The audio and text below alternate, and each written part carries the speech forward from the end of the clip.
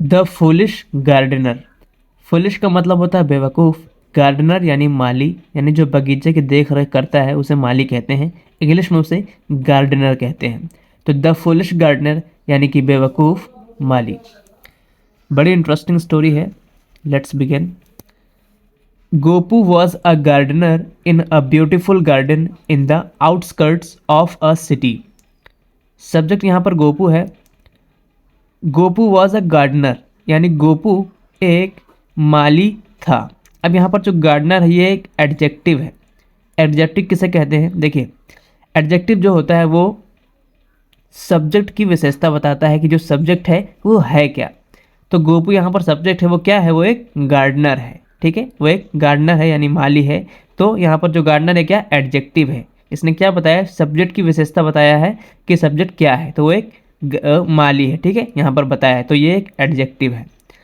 तो एडजेक्टिव उसे कहते हैं जो सब्जेक्ट की विशेषता बताता है। तो गोपू वॉज अ गार्डनर यानी गोपू एक माली था। इन अ ब्यूटिफुल गार्डन यानी एक सुंदर बगीचे में। ठीक है।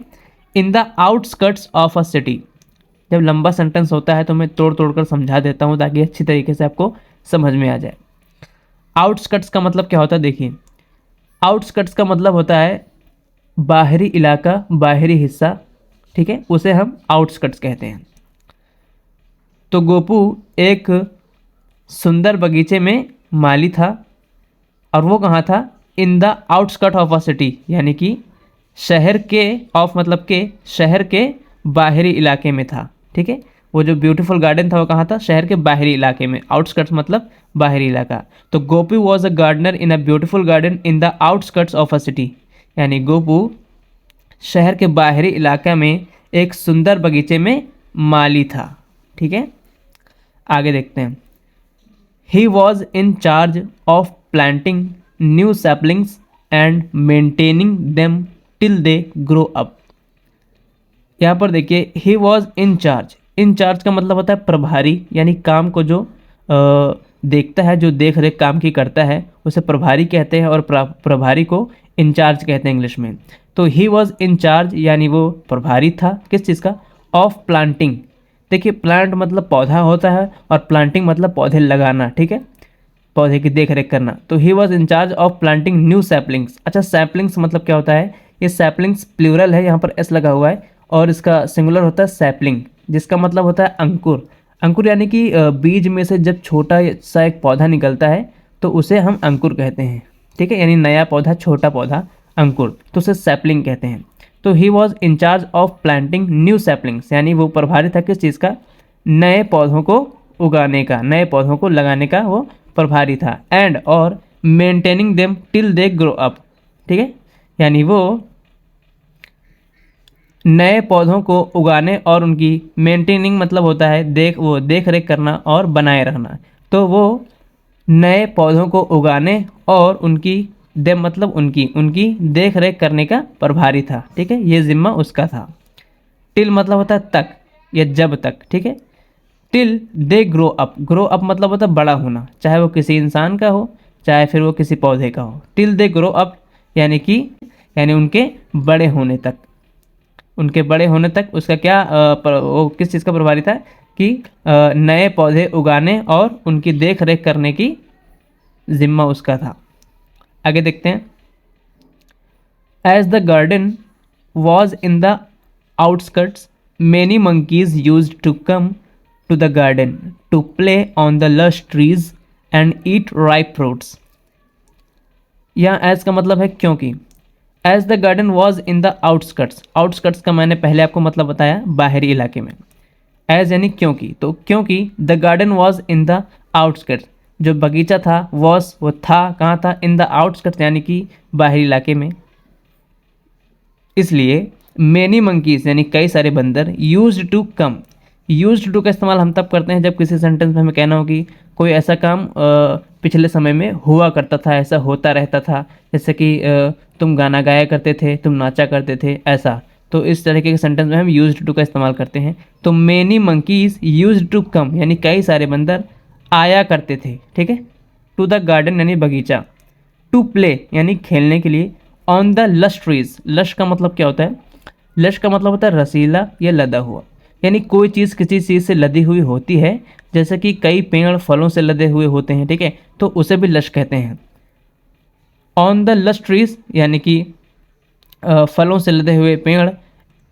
And eat ripe fruits, ripe का मतलब होता है पका हुआ, ठीक है, और फ्रूट्स यानी फल। तो many monkeys use to come to the garden, यानी कई सारे बंदर बगीचे आया करते थे, टू प्ले खेलने के लिए, ऑन द लश ट्रीज यानी फलों से लदे हुए पेड़ों पर, एंड ईट राइप फ्रूट्स और खाने के लिए पके हुए फल, ठीक है, इसलिए वो बंदर आया करते थे। वंस, वंस का मतलब होता है एक बार। Gopu had to go to a nearby town to attend an important function. Nearby का मतलब होता है नज़दीकी, पास ही, टाउन यानी शहर, अटेंड यानी भाग लेना, शामिल होना किसी चीज़ में, इम्पॉर्टेंट यानी महत्वपूर्ण, फंक्शन यानी समारोह। गोपू हैड टू गो, अच्छा यहाँ पर हैड टू क्यों यूज़ किया गया है? हैड टू को हम ऐसे वाक्य में यूज़ करते हैं जिस वाक्य में हमें कहना हो करना पड़ा, करना पड़ता था, जाना पड़ा, ठीक है, करना पड़ा या जाना था, ऐसे वाक्य में। तो गोपू हैड टू गो यानी गोपू को जाना पड़ा, to a nearby town यानी नज़दीकी शहर, ठीक है, नियर बाई मतलब नज़दीक, नज़दीकी शहर, टू अटेंड यानी भाग लेने के लिए, एन इम्पॉर्टेंट एक महत्वपूर्ण, फंक्शन यानी समारोह। यानी एक बार गोपू को एक नज़दीकी शहर में एक महत्वपूर्ण समारोह में भाग लेने के लिए हैड टू गो यानी जाना पड़ा। Instead of asking help from his friends, instead of का क्या मतलब है? इंस्टीड ऑफ का मतलब है के बजाय, के बजाय, की जगह। तो instead of asking help from his friends, ask मतलब होता है पूछना, कहना, ठीक है, तो instead of asking help from his friends यानी कि हिज मतलब अपने, अपने दोस्तों, फ्रॉम मतलब से, तो अपने दोस्तों से मदद मांगने के बजाय, इंस्टीड ऑफ मतलब के बजाय, ठीक है, आस्किंग मतलब कहना, मांगना, ठीक है, तो अपने दोस्तों से मदद मांगने के बजाय, समझ में आ रहा है? ही कॉल्ड यानी उसने बुलाया, पास्ट इंडेफिनिट टेंस का एक सेंटेंस है, कॉल की second form called, he called उसने बुलाया किसको? द लीडर मंकी, लीडर का मतलब होता है नेता, द लीडर मंकी यानी एक नेता बंदर को बुलाया। नेता बंदर यानी कि जो बहुत सारे समय जो बंदर थे उनका जो नेता था, लीडर था, उसको बुलाया। And left the garden in his charge, leave मतलब होता है छोड़ना, लेफ्ट यानी उसके सेकंड फॉर्म या थर्ड फॉर्म, पास्ट फॉर्म कह लीजिए, एंड लेफ्ट और छोड़ दिया, the garden in his charge यानी कि बगीचे को छोड़ दिया, इन हिज चार्ज, चार्ज मतलब होता है जिम्मा, यानी उसके जिम्मे में गार्डन को लेफ्ट किया यानी छोड़ दिया। The monkey gave his word यानी बंदर ने दिया, क्या दिया? अपना वर्ड यानी शब्द। अच्छा, गिव वर्ड या गिव वर्ड का मतलब होता है शब्द देना, यानी कि वचन देना, वादा करना, ठीक है। तो the monkey gave his word यानी बंदर ने वचन दिया, क्या वचन दिया? I shall take care of the garden with the help of my team till you return.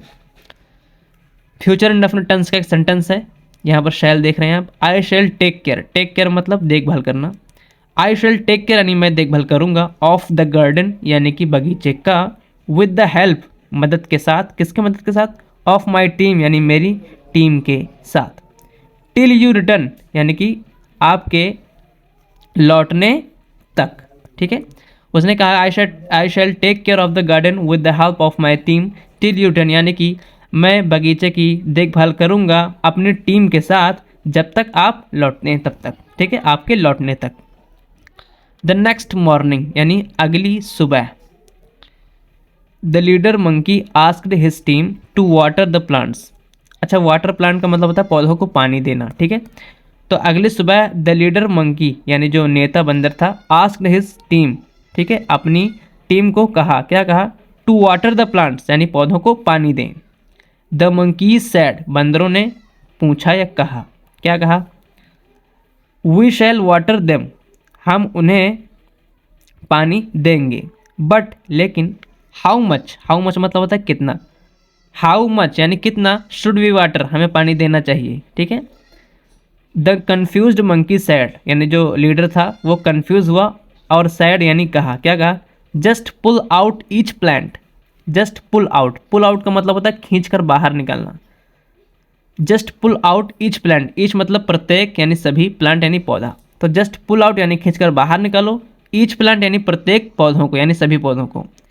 सी यानी देखो, क्या देखो, the length of the roots, length मतलब लंबाई, रूट्स यानी जड़, ठीक है। See the length of the roots यानी कि जड़ों की लंबाई को देखो। उसने कहा कि जो पौधे हैं उनको उखाड़ो और उनकी जड़ों की लंबाई को देखो। कितना फुलिश वो मंकी था। पोर मोर वाटर, पोर मतलब डालना, पोर मोर वाटर यानी कि ज़्यादा पानी डालो, किसके लिए, for the plants with long roots, ज़्यादा पानी डालो फॉर द प्लांट्स यानी उन पौधों के लिए, विथ लॉन्ग रूट्स यानी जो कि लंबे जड़ के साथ है उनको, मोर पोर मोर वाटर यानी कि ज़्यादा पानी डालो, एंड और लेस वाटर, लेस मतलब कम, लेस वाटर यानी कम पानी, for plants with short roots यानी उन पौधों के लिए जो कि छोटे जड़ों के साथ हैं उनको कम पानी डालो, ऐसा उसने कहा। The gardener returned with full hope, यानी जो माली था रिटर्न यानी लौटा, विथ फुल होप यानी कि पूरी उम्मीद के साथ लौटा, होप यानी उम्मीद, आशा, ठीक है।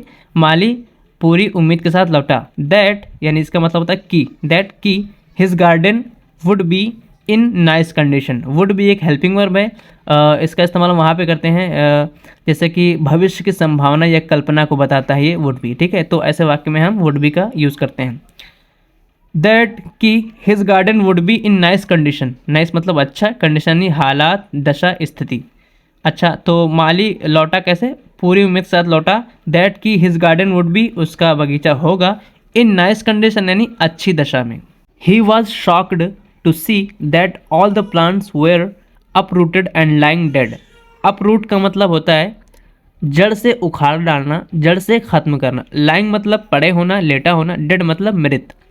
तो ही वॉज शॉक्ड यानी वो आश्चर्य हुआ उसे, टू सी दैट यानी ये देख कर, दैट की all the plants were uprooted यानी सभी जो पौधे थे वे उखड़े पड़े हुए थे, एंड लाइंग डेड और मृत पड़े हुए थे। ओनली देन इसका मतलब होता तब जाकर, डिड ही अंडरस्टैंड उसे समझ आया, हिज एरर यानी अपनी गलती, एरर मतलब गलती। स्टोरी खत्म होती है। अच्छा, एक चीज़ मैं आपको बता दूं, इसमें जो वर्ड है जिनका मतलब आपको नहीं पता है तो उसको मैंने हिंदी मीनिंग के साथ अपने टेलीग्राम चैनल में ऐड कर दिया है, और इस स्टोरी का भी फोटो क्लिक करके मैं अपने टेलीग्राम चैनल में डाल दूंगा, और टेलीग्राम चैनल का लिंक मैं इस वीडियो के डिस्क्रिप्शन में डाल दूंगा। अब आप वीडियो को देखने के बाद आपको जाना है, लिंक पर टाइप करना है और डॉक्यूमेंट्स को सारे डाउनलोड करना है, अच्छी तरीके से याद करना है। अच्छा, यहाँ पर मोरल क्या है देखते हैं। Foolish decisions lead to loss, lead मतलब ले जाना, ठीक है। अच्छा, यहाँ पर फॉलिश लिखा है, थोड़ा टाइपो हो गया, गलत हो गया है, फुलिश होना चाहिए। तो फुलिश डिसीजंस यानी जो बेवकूफ़ फैसले होते हैं वो लीड यानी लीड करते हैं, हमें कहाँ तक लीड करते हैं, लॉस तक यानी हानि तक। तो इसका मतलब है मूर्खतापूर्ण फैसलों से हानि होता है, ठीक है। मोरल भी मैंने आपको बता दिया है। अगर वीडियो अच्छी लगे तो वीडियो में कमेंट ज़रूर करना, और जो डॉक्यूमेंट है उन्हें टेलीग्राम से निकाल लेना।